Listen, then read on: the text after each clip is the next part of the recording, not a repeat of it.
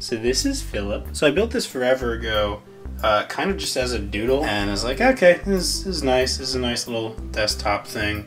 But I finally got to use it in a film, which you guys aren't gonna see for a long time, but I'm really excited about it. I'm really glad that I finally got to use it for something. But I had to modify it a bit before I actually used it as a prop. So I just kind of wanted to talk about that, and then talk about how you would use, you know, a prop robot puppet like this. So first off, I added a bunch of wires underneath, which I would have done on the day, but we didn't have access to wires at the time. It was a school shoot. They were kind of obnoxious about some things. And I added some number decals to it from an old model car kit. Also, I attached this little antenna node using Velcro. And as you can see, it's just a little foam puzzle piece with just a little bit of electronic gack on it. And this antenna is made of foam. I'm not crazy about that. I might change it because the antenna was not really as visible as I thought it would be in the scene that I shot. So yeah, I might replace it. The legs are slightly opposable. In theory, I could cut this open and put a motor in there that would make them sort of oscillate a bit. And in order to make it look like it would walk, you can just take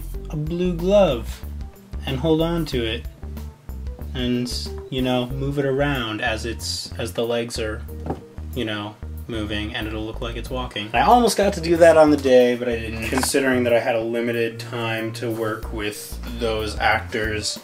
I'm glad that I didn't waste time getting a shot that I can get, you know, on my own time and not have to worry about wasting their talent, you know? And you don't necessarily need a motor. You could also put in some fishing line, but that would make it a little bit more complicated to operate. I love this little robot. I have to fix that leg. Well, see, that's the thing. I'm not sure if I want to fix this leg, because if I do motorize it, I'm gonna need it to be loose. Oh, and one final thing I wanted to say about it. I almost added an additional lens to its camera. I think this is like one of those little prize bulbs, you know, that you get in miniature gumball machines. I didn't add it because it's not clear enough. It's just a little too opaque to be a believable camera lens, in my opinion. And they tell you that if there's a mistake in a movie, 9 out of 10 people won't notice, but I want my movies to be perfect. But considering that I have extra time to work on this robot, maybe I can put a little camera in there. Although I'm not sure how that would,